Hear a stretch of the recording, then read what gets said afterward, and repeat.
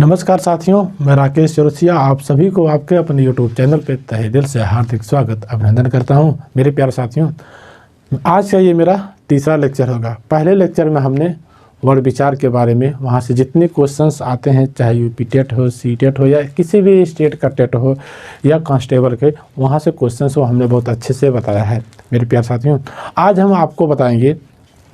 हम आपको बताएंगे दूसरा टाइप है कि मतलब स्वरों को कितने प्रकार से डिवाइड किया गया है। दूसरा टाइप है हमारा ओष्ठ आकृति के आधार पर स्वरों का विभाजन, मतलब ओष्ठ के आकृति के आधार पर स्वरों को किस प्रकार से डिवाइड किया गया है उसके बारे में बताएंगे। ये दो टाइप्स होते हैं। अगर आप देखेंगे, एक वृत्ताकार होता है और दूसरा हमारा होता है अवृत्ताकार।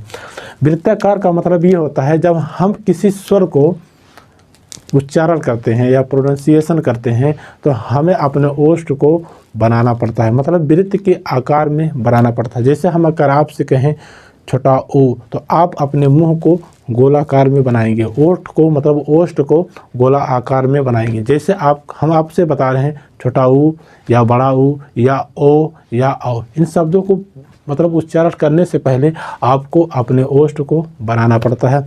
यही इसका पहचान है। बहुत बार यहाँ से क्वेश्चन में पूछा हुआ है, टेट में बहुत बार आया हुआ है। फिर दूसरा टाइप बनेगा हमारा अवृत्ताकार। अवृत्ताकार में अगर आप देखेंगे, जैसे छोटा, बड़ा, छोटी, बड़ी, रील, ए, मतलब जब इन शब्दों का हम उच्चारण करते हैं, तो अपने ओष्ठ को अर्धवृत्त आकार में बनाते हैं। जैसे छोटा आ, आप देखेंगे ऊपर आधा, ऊपर नीचे रहेगा। छोटा, बड़ा, इन्हें हम क्या कहेंगे? अवृत्ताकार में, मतलब वृत्त के आकार में नहीं, आधा ऊपर आधा नीचे रहेंगे, इसीलिए इसे अवृत्ताकार कहते हैं। और एक शब्द और इसी में आता है, एक आगत स्वर आता है। आगत स्वर को सबसे पहले हम जानेंगे। जब मतलब छोटा बड़ा इन सभी वर्णमालों को निर्माण किया गया, तो ये बड़ा मतलब चंद्रबिंदु, अर्ध चंद्रबिंदु जिसे कहते हैं, इनका निर्माण नहीं किया गया। इसका निर्माण बहुत बाद में किया गया है और विदेशों में भी किया गया है, मतलब अपने यहाँ नहीं विदेशों में किया गया, इसीलिए इसको अर्ध चंद्रबिंदु बोलते हैं या विदेशी स्वर बोलते हैं। अब इसका इम्पोर्टेंट इतना होता है, जब पढ़ेंगे आप तद्भव तत्सम, बहुत इंपॉर्टेंट हुआ। जिन शब्दों में इनका प्रयोग किया जाता है वो तुरंत आप समझ जाएंगे ये शब्द हमारे तद्भव है। इसलिए यहाँ बता रहे हैं कि विदेशी शब्द हैं, विदेशी शब्दों में इनका प्रयोग ज़्यादा किया जाता है। फिर तीसरा टाइप हम देखेंगे, जीव की क्रियाशीलता के आधार पर। जीव की क्रियाशीलता के आधार पर स्वरों को 3 टाइप से डिवाइड किया गया। पहले देखेंगे अग्र स्वर, फिर देखेंगे मध्य स्वर, फिर देखेंगे पश्च स्वर। मतलब अगर आप अग्र स्वर देखेंगे, मतलब जब हम बोलते हैं जीव जो हमारा है, जीव का अगला हिस्सा मतलब एक्टिव रहता है।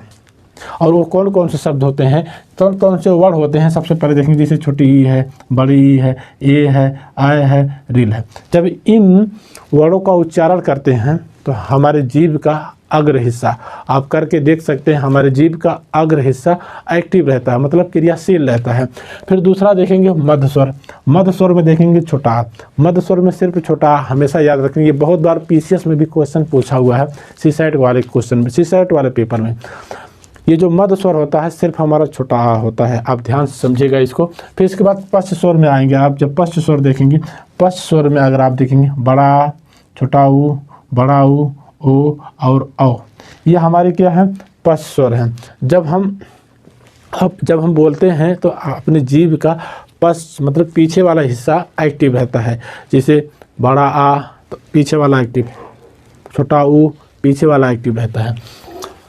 और एक चीज़ और ध्यान समझिए, छोटा आ को छोड़कर अगर आप इसमें देखेंगे, पश्च वाले स्वर में अगर आप देखेंगे, छोटा आ को छोड़कर जो मतलब छोटा आ को छोड़कर मतलब जो 3 के आकार के आधार पर होता है, मतलब इस आकार में जितने भी शब्द बनते हैं वो हमारे पश्च वाले स्वर में बनते हैं। मेरे प्यारे साथियों, अगर आपको हमारी ये वीडियो अच्छी लगती है तो चैनल को सब्सक्राइब करिएगा, बेल आइकन का बटन दबाइएगा और कमेंट बॉक्स में कमेंट करना बिल्कुल मत भूलिएगा। Thank you so much.